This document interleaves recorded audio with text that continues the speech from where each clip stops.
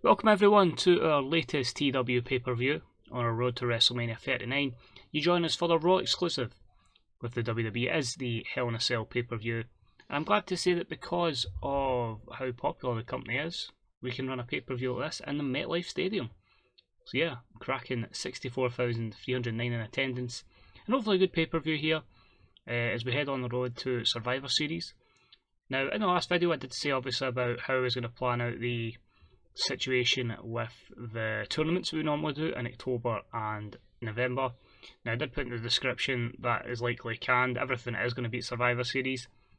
I did some planning of when I feel or when I think the game will be out. Don't get me wrong, I don't know anything, I don't have any internal source, I'm basically basing it off when the last one came out.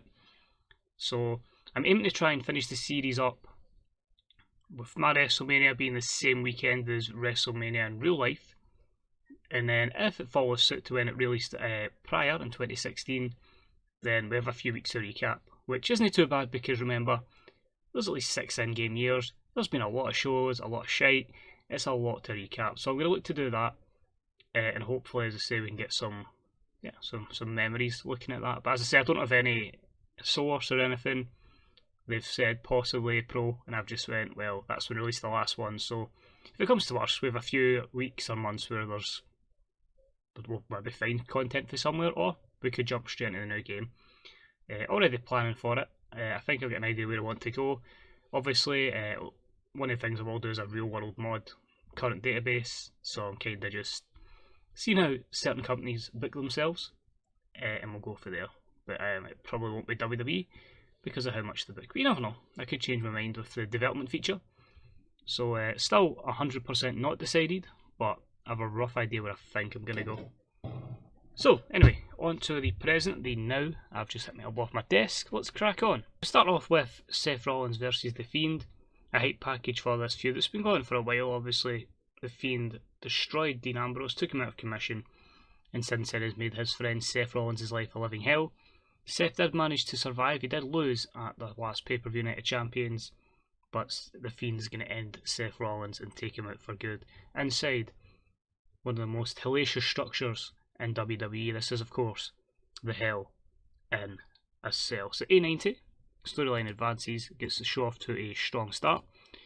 We start off with some action in our tag team division, and it's time to bask in the glory of Keith Lee.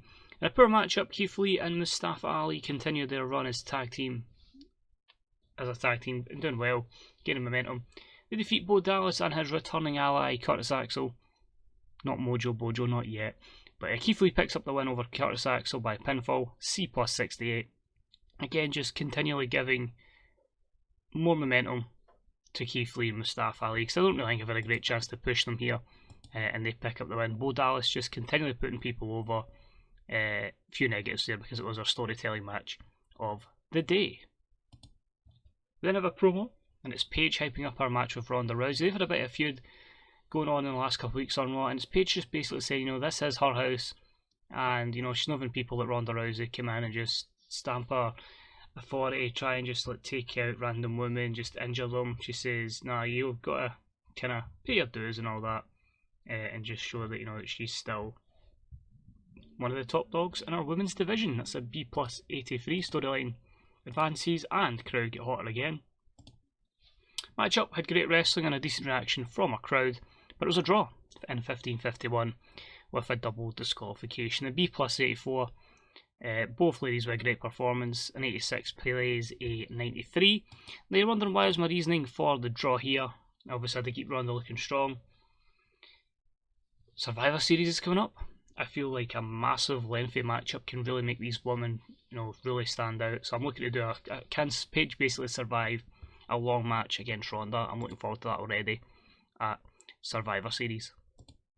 Next up, we had Randy Orton cut a promo on Matt Riddle. This is a segment that, well, it does say it's starting the storyline. They did have a lot of interaction on Raw, basically in a tag team match, and Orton get pissed off with Riddle, basically arsing about, arc out of nowhere, and just decides he wants to pick up the IC title. So an A91 there for Orton's promo saying that he is going to strike again and become the IC champion, because he doesn't want people like Matt Riddle kicking about.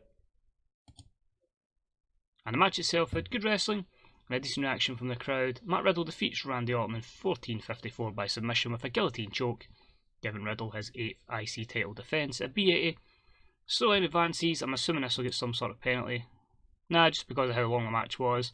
I do plan to give them longer in the future, but again, we need to build some heat into their feud. But looking forward to, again, somebody that Riddle can benefit from working with, and someone to get him over to the next level. And of course, Orton strikes again, RKO, so this will keep Matt Riddle pissed, wanting more revenge on Orton.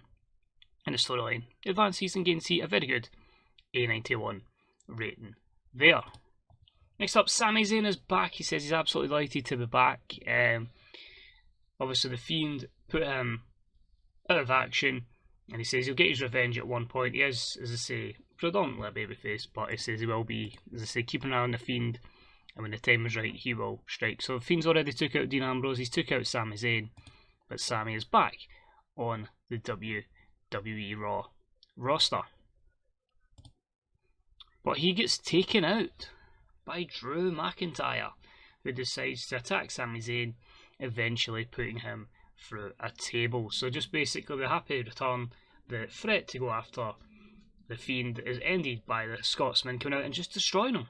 And A-star 100. Now, the storyline begins here. You may say, why is Drew hitting that facial turn? It's going to be like a really long drawn out face turn, because too many minds have recently been shocked and they kind of jaded in terms of how good in effect the turn is.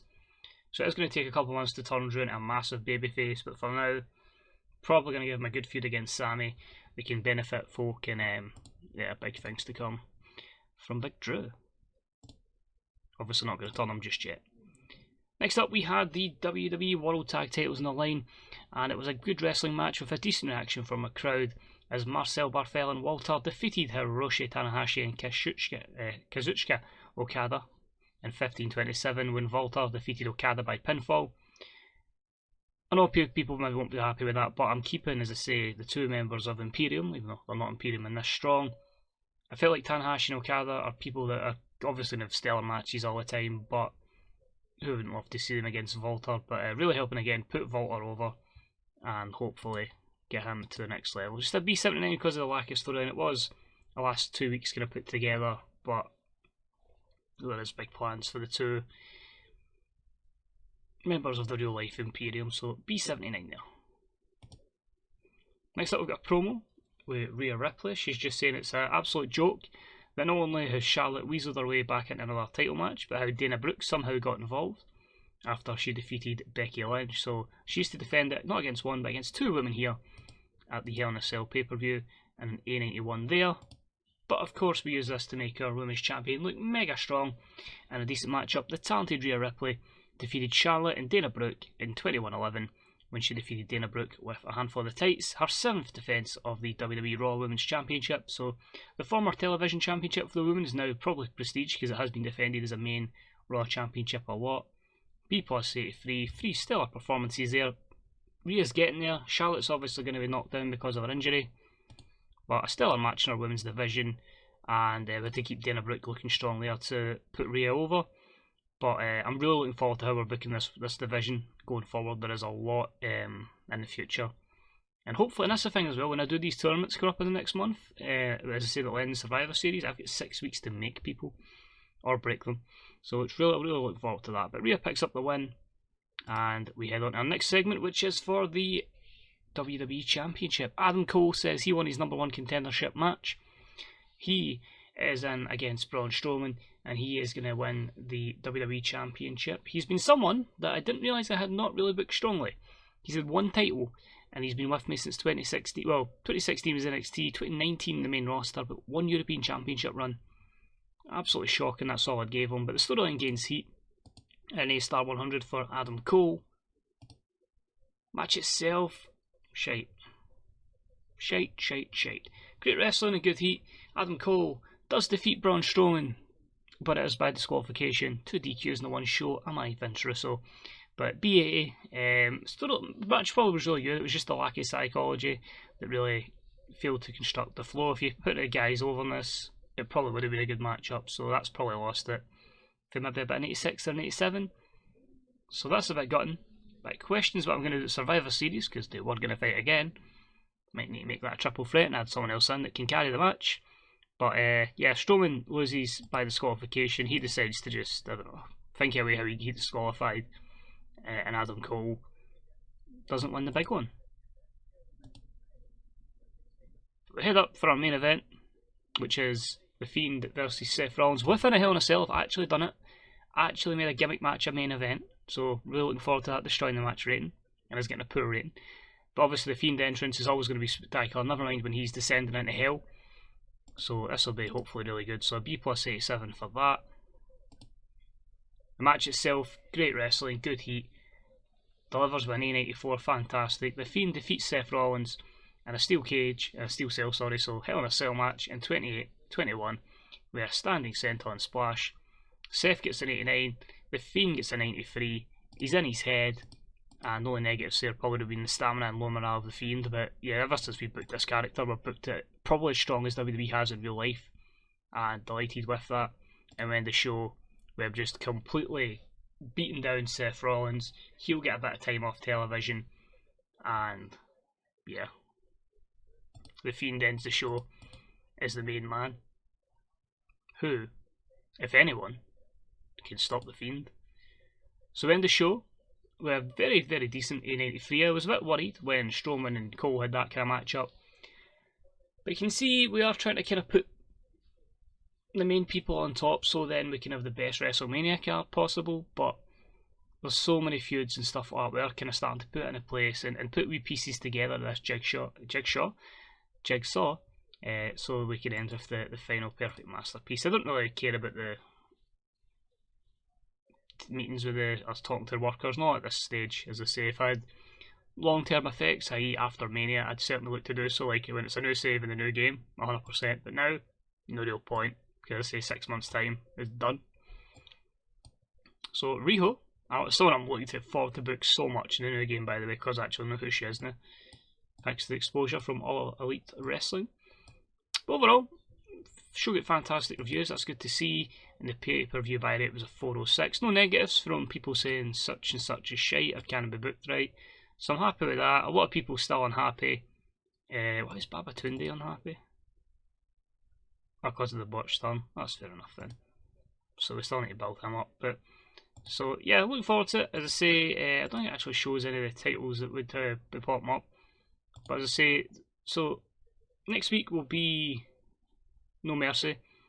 And when we get to Survivor Series, that means we'll have a Cruiserweight Classic final. So I need to do the brackets for that. We'll have a bracket for